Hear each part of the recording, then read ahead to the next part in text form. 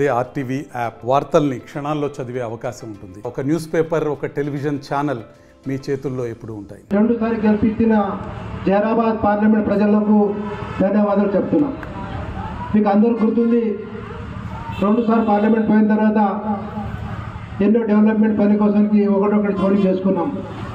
మొట్టమొదటిగా farmer speaker గారు శ్రీనివాస్ రెడ్డి గారు చెప్పిండు, ఒక పెండింగ్ ప్రాజెక్ట్ ఉంది మన దగ్గర, బోధన్ బిదర్ రైల్వే లైన్ కావాలని కోరుకుంటున్నాం. కానీ గత 45 years నుంచి వేరే వేరే గవర్నమెంట్లు వస్తున్నాయి పోతున్నాయి. దత్తాత్రేయ గారు కూడా మంత్రి అయిన్ను పోయిండు, కానీ వాళ్ళు కూడా చేయలేదు. ఇది ఒక పెద్ద బాధ్యత, మీకు ఇస్తాం ఇది చేయాలని చెప్పిండు. తప్పకుండా వాళ్ళు చెప్పినట్ల మొట్టమొదటిగా రైల్వే మంత్రితో కలిసి వేరే వేరే డిపార్ట్మెంట్తో కలిసి అది అప్లికేషన్ ఫార్వర్డ్ చేసినాం. 50-60 మాకు శాంక్షన్ కూడా వచ్చింది. కేంద్రీయ విద్యాలయాలు కానీ, రూరల్ ఆర్ఫనైజ్లు కానీ, పాస్పోర్ట్ ఆఫీసులు కానీ వేరే వేరే ఎంతో పని చేసుకున్నాం.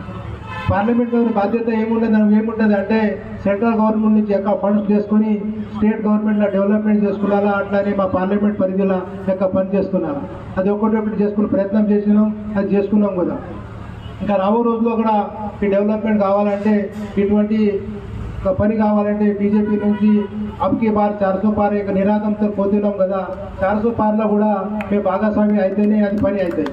6 భాషలు మాట్లాడతారు, 166 సార్లు పార్లమెంట్ లో మాట్లాడిండ్రు. ఉత్తమ పార్లమెంటేరియన్ గా తీసుకొస్తున్నాం. ఆ రకమైనటువంటి వ్యక్తిత్వం దగ్గరికి పోయి రైల్వేది బోధన్ నుంచి బాన్స్వాడ మీదుగా బీదర్ కు రైల్వే లైన్ కోసం ప్రతిపాదించారు.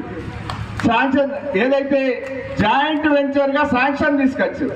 జాయింట్ వెంచర్ అంటే తెలుసు కదిగా, అంటే కేంద్రం సగం ఇస్తుంది, రాష్ట్రం సగం ఇవ్వాలి. 2000 కోట్ల అంచనాలతోని జాయింట్ వెంచర్ కేంద్రం నుంచి అప్రూవల్ తీసుకున్నారు. మరిన్ని వీడియోస్ కోసం ఛానల్ ని సబ్స్క్రైబ్ చేయండి, లేటెస్ట్ అప్డేట్స్ కోసం వాట్సాప్ ఛానల్ ని ఫాలో చేయండి, అండ్ లింక్ డిస్క్రిప్షన్ లో ఉంది.